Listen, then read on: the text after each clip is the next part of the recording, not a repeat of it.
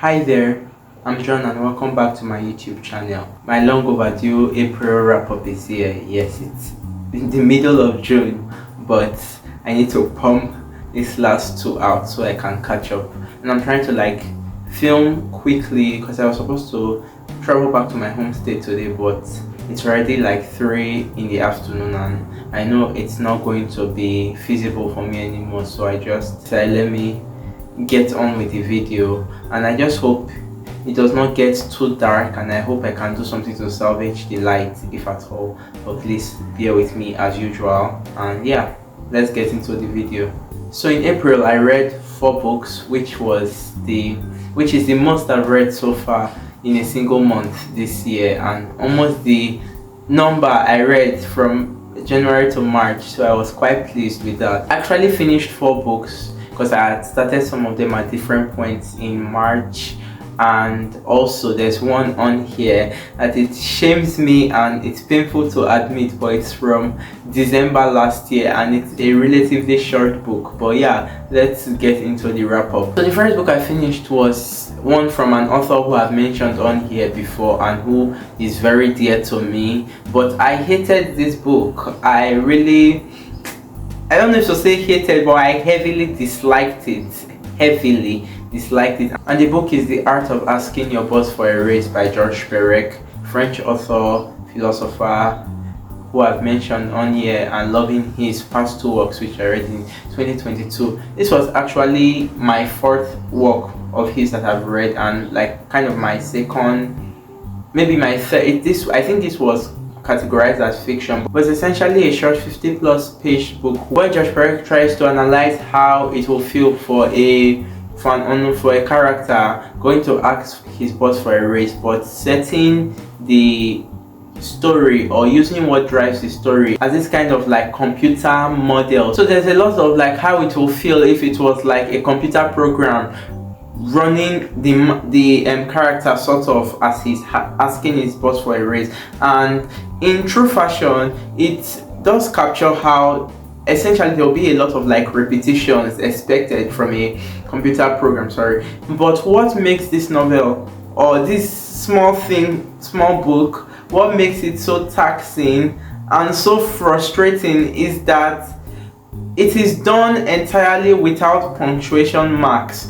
And I do know Georges Perec was a very experimental writer in his time. Was one of, I think I read that he was part of this very elite type of group. Was part of this very elite group of writers who really dealt with experimentation with form in their work, and we see a lot of that happening here, the experimentation with writing style with form. And I love Georges Perec. His other 2 works, Things, The Story of the 60s and A Man Asleep, 2 works I really loved, and I read a short book where he's examining Paris, and as a side to Paris is looking at the everyday, the little things, little intricacies of everyday in Paris every day, where he sits at a cafe and he just records everything that goes through his field of vision, which is a book called An Attempt at Exhausting a Place in Paris, which I really liked as well. It was a decent, short, quick read, and I really liked those 3 works a decent amount, but I just found this one unbearable. And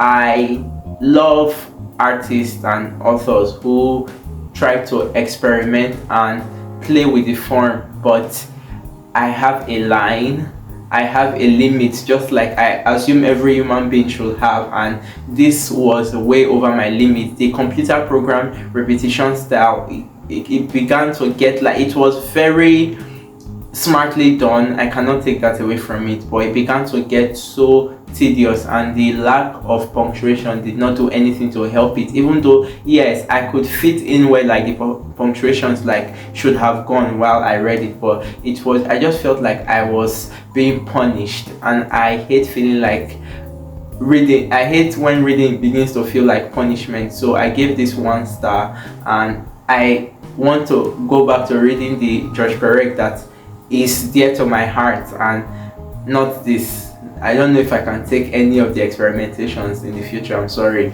So the next book I finished was the one I mentioned from December. I started this in December last year, and it's Bright Lights Big City by J.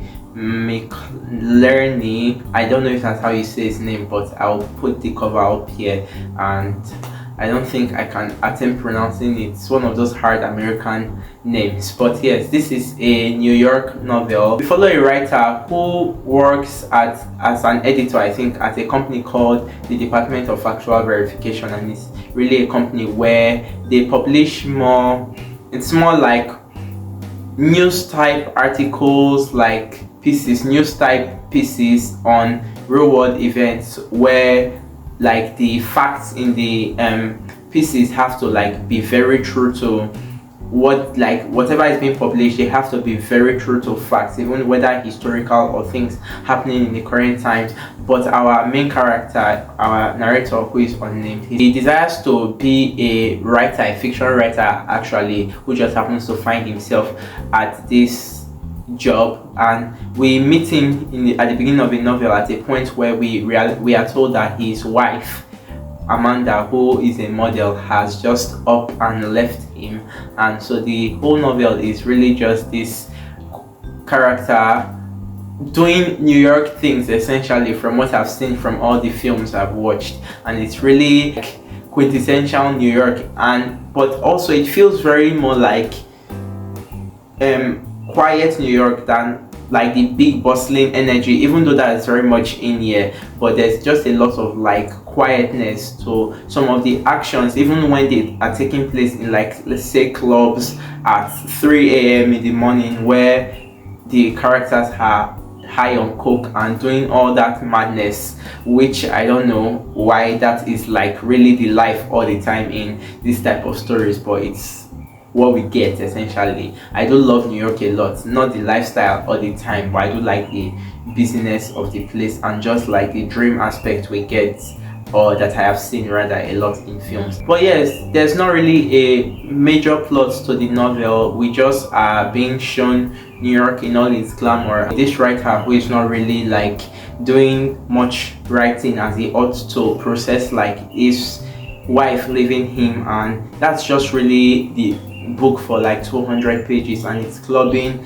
partying, struggling with work as well, and struggling with wanting to be a serious writer but being stuck at a job where he has to, it's rather doing what you have to do than doing what you love. So I enjoyed it for what it was. I kind of did not see like much meat or much like impact of the story on me by the end. The writing was nice. There was some really fine writing moments with the prose throughout the novel, but nothing like so outstanding or mind-blowing. And there's not really much to say about what it was trying to do or what it was trying to examine. I just really think it just portrayed the life of a character in New York, and I think that's what it wanted to do, and it was great for what it was. Nothing like top or stellar, but yeah, I quite enjoyed this. I gave it 3 stars. Next book I finished was Things Fall Apart by Chinua Achebe, which my copy is in shambles, as you can see. I don't know, I kind of like it though that it's like this, although it is on serious.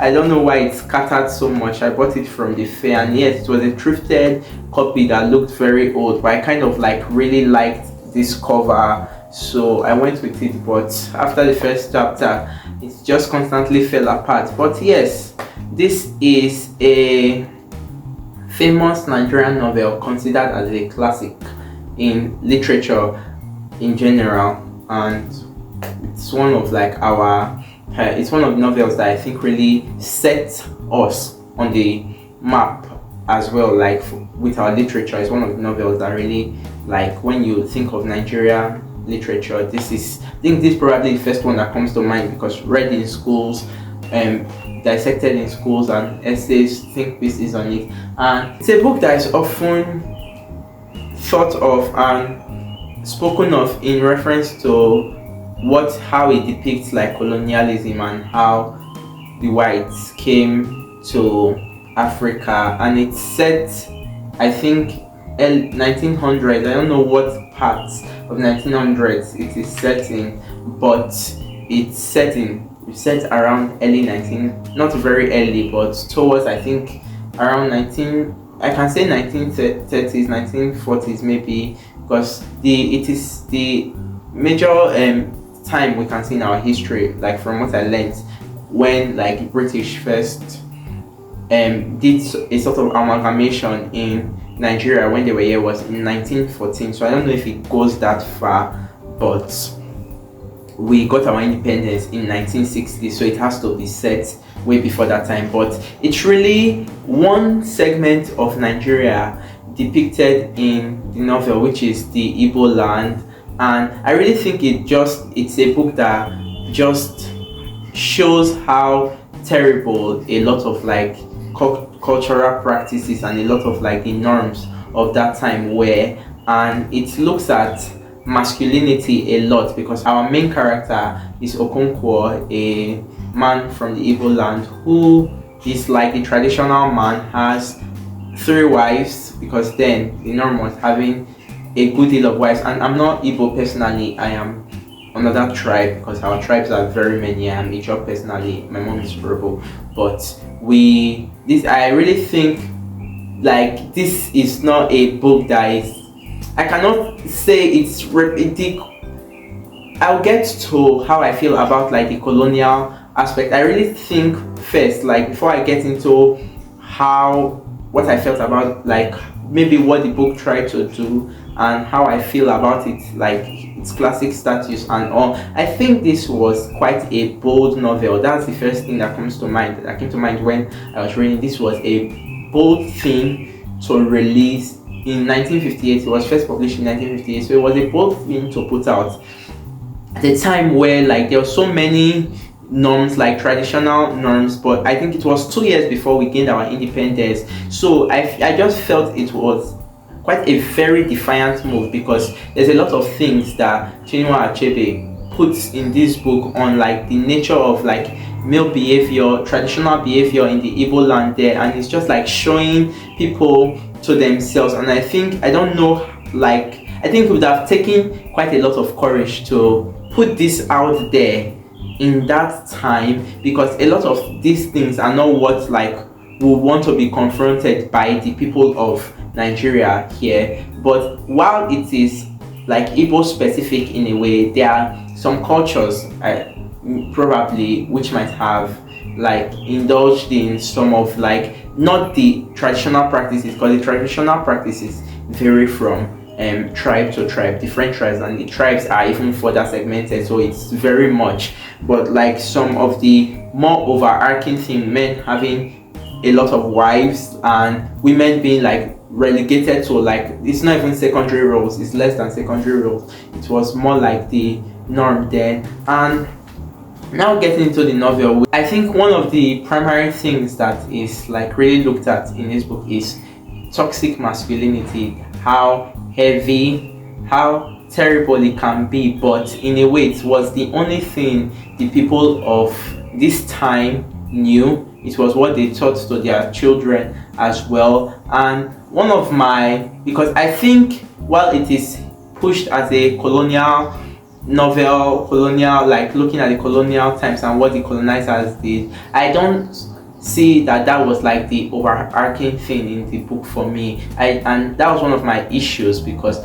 I felt like it was too broad with its focus. Like, yes, it was taking us into a character's life and his family, a character who at the beginning we are told is a warrior, one of the most renowned warriors, probably the best in his village of Umuofia, and there's a lot of like traditional beliefs as opposed to like Christian beliefs in those times. And we get him introduced to his 3 wives and their different children, and it starts off on a point where you think the story is going to be of him with the boy who comes up at the beginning, who is given to him to hold as kind of like a prisoner for the other village who killed one of their village's daughters or something, because the daughter of a man in the village is regarded to as a daughter of the land. So that's where the novel begins, with this boy being entrusted to him. But we see that what it shows us is a lot of like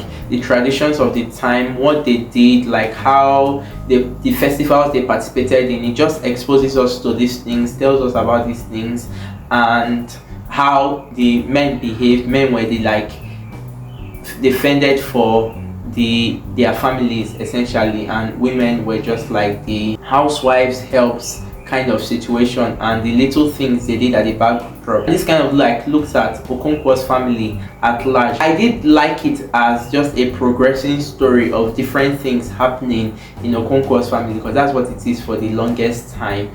And we see just these very male behaviors that, like I said at the beginning, it had to be very defiant to put this out also as a man, because it's like pushing like a mirror in front of a lot of the men of the time, because they were, even if it was far from maybe the time this book was set when it was released, it was men who were a product of the time written about in here, because their fathers had existed in this time. That's why I think it should be held up to such a cultural standard, because of that singular act of being like a mirror to show the people of Nigeria. But really, I don't always want to think of it as people of Nigeria, because while it was not everybody, this was just so specific to the Igbo land, written by an Igbo man. So like, and that's why I like that it was not, I don't think it was speaking to Nigeria as a whole, although yes, a lot of, like I said, some specific practices might have applied to different tribes,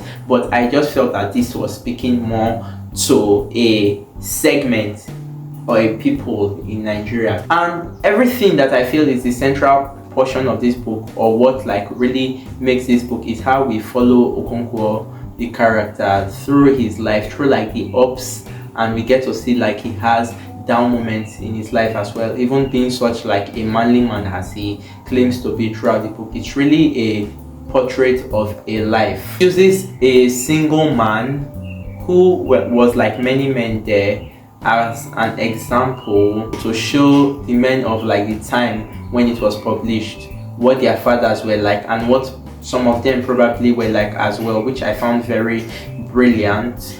But like I said, I think where it does start to lose focus for me, because the colonial thing is highlighted, so I don't know if it's a major spoiler, but I did not find, I liked what it did in the story, but it was kind of shifting focuses to the story, even though I did not feel it was like the central theme or the central thing in the story. I just felt it happened to be a thing that occurred in the story rather than how, and I think it's one of the things I kind of struggle with, like coming to terms with my thoughts about it, because of what has been pushed about what this is about and how different I find it. I do think yes, people take it as the story of a man's life, but the colonial thing just happened to happen in a portion of his life, and it kind of upbraided his life as well. So we do get, yes, that portrait of what it did to the traditionalists in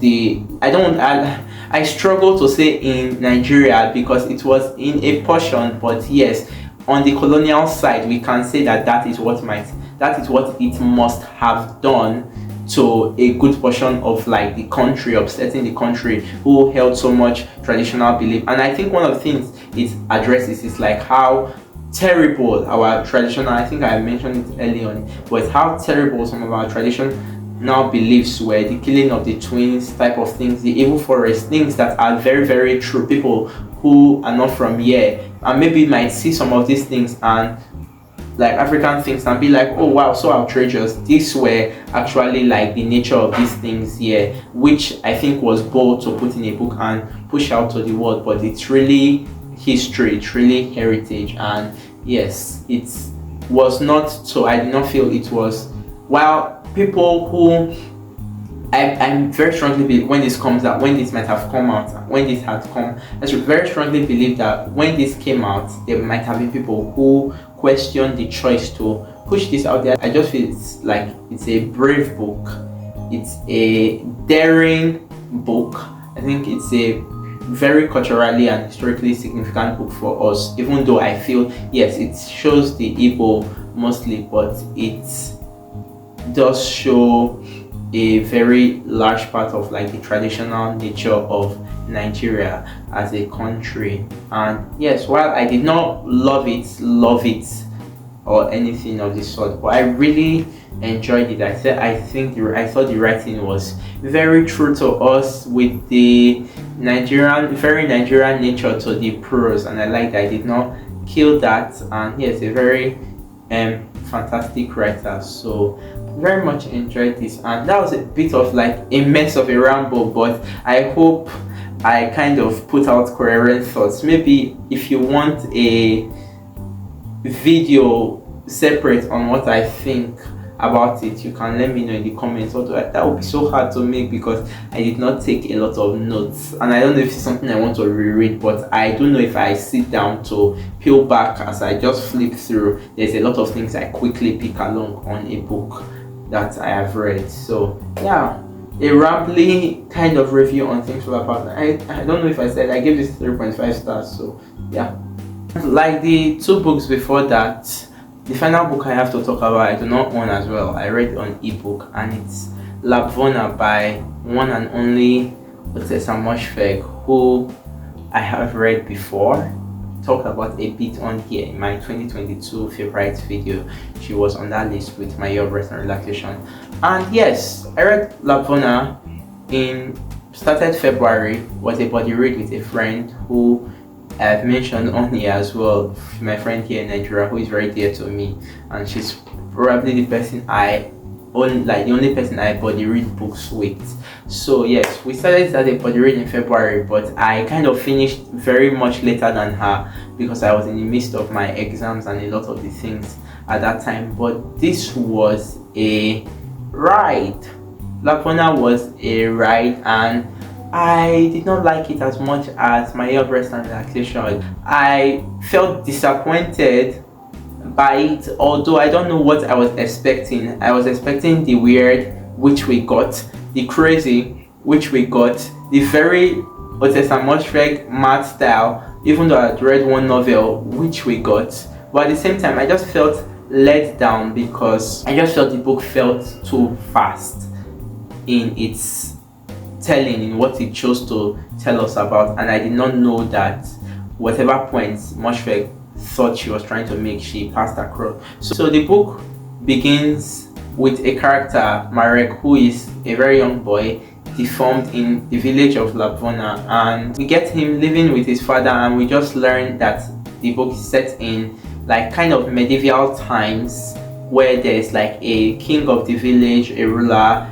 with villagers who are like more subject type in this little village, and which is very vastly different. I'm sorry about this button, which is very vastly different from the previous Mosfegh I had read. So that was quite intriguing first to start off in like this very different historical time. And one of the very instantaneous things we see is that something primary in the book is religion, or rather Christianity is what is primary. I do not consider them the same thing, but we see Christianity is primary in the book because a lot of the villagers are Christians. There's a church in the villagers, and one of the significant characters in the story is a priest. So we get Marek, a young boy who has this kind of tumultuous relationship with a father who is very abusive, but there's the look at being a terrible person while still being a Christian, which do not balance out each other in the sense of the actual Christianity itself. And we now get from Marek's perspective how some of like these abuses is how he would get like greater blessings from God. And it's just really kind of an oddball where we think we are getting a singular character at the beginning, but we now begin to get like more of a spread out cast of characters as the novel progresses. There's a woman who is considered the village witch, Aina, who is blind but somehow still manages to see and know everything that goes on in the village, and we get the perspective of Joe's father at a point. Then we get the village king William. We also get the priest at points. The novel just shifts from perspective to perspective, which was not what I was expecting, because the very first chapter is a long, very long extended chapter. The book is divided into 4 parts, and it's like summer, fall, I think, winter, then one of the seasons again. I initially thought what Mosfegh was trying to do with the book was like look at Christianity and how like very false some Christians can be, and how like hierarchical structures in little villages like this always turn out that the king is a very terrible, wicked man who do not care for the villagers. And while at the beginning I did not really get what Mosfegh was going for, it just so further happened that I don't know if she knew what she was trying to do as the novel progressed, because after the very first half there's quite a shocker for me. At least there was quite a shocker for me, which felt very Mosfegh. I don't know if to say Mosfeghian, if that works, but like it felt very true to her style of cooking and crazy. And while by midpoint, like by the first part of the novel, I did not get what was going on, I was able to like accept it for what it was. Like, this is Mosfegh going crazy and doing batshit crazy things with both the writing, where we see kind of a father and son who are depraved in different ways, and one who abuses and chooses self-atonement by beating himself as a form of like asking God for forgiveness, and a child who receives like this abuse and he revels in it, thinking this is how God blesses him, but also delights in the fact that he's aware his father abuses himself, as he calls it, and feels bad about what he does to the child. The book just, after that first part, it just explodes into something else that I did not understand. What it felt like was that Mosfegh was throwing every type of happening, every type of occurrence to see what stuck in the story. There is like a sort of ascension to power in the story as Marek moves from, we kind of get a pit to palace type of situation as the novel progresses, as Marek is elevated from like village status to the palace at a point. And there's just so many crazy things. I did not even know how to process what was going on in the novel and what Mosfegh was trying to do or what she was trying to say. But at the end of it, what I just felt was that this just felt very much like a play, like a big play, because also the vast cast of characters and character perspective kind of makes it look like that as well, and just felt like an odd, wacky play. And well, the weird things were there, they just got so much weirder that I don't know if it was just that it was not even a point where you cannot take it. I would like if it was weird when it had meaning or it added something to like what she was trying to say, but I don't know if I found like the Christian critique very strong, or like the power structure critique anything that had not been done before. And it was just kind of a letdown for me on all fronts in a way, since I really liked her previous work, which I've read. And I don't know if it's, I think I would still like to try read the rest of her works actually. So I gave this one 2 stars, and my friend who I read it with kind of liked it more than me, and really kind of thought the point was this combobulation of it all. But it was not it for me, I guess. And yeah, but yeah, I guess that brings us to the end of this video, which was more ranty rambly than my other ones, which I hope you usually see more focused. But I did not have notes per se, so for this one, since I just did not find the time traveling and planning to travel and all, and it's even just really a short trip. But yeah, I do intend to upload my May wrap up soon, so hopefully you get more focus for me in that, and also some little summer TBR recommendation videos, even though we do not have summer here, but I love participating in the seasonal things. And yeah, those are probably my planned contents. But I hope if you enjoy this video as the other videos on the channel, you please subscribe, share, like and comment. I really appreciate to have more of us here. And as I always ask every video, what you are currently reading, and if you can tell me in the comments. And if you have read any of these, please, or any of them interests you and you want to know more, please ask me in the comments. And yeah, thank you very much for watching all the time. Really grateful, and yeah, I'll see you in the next one. Bye.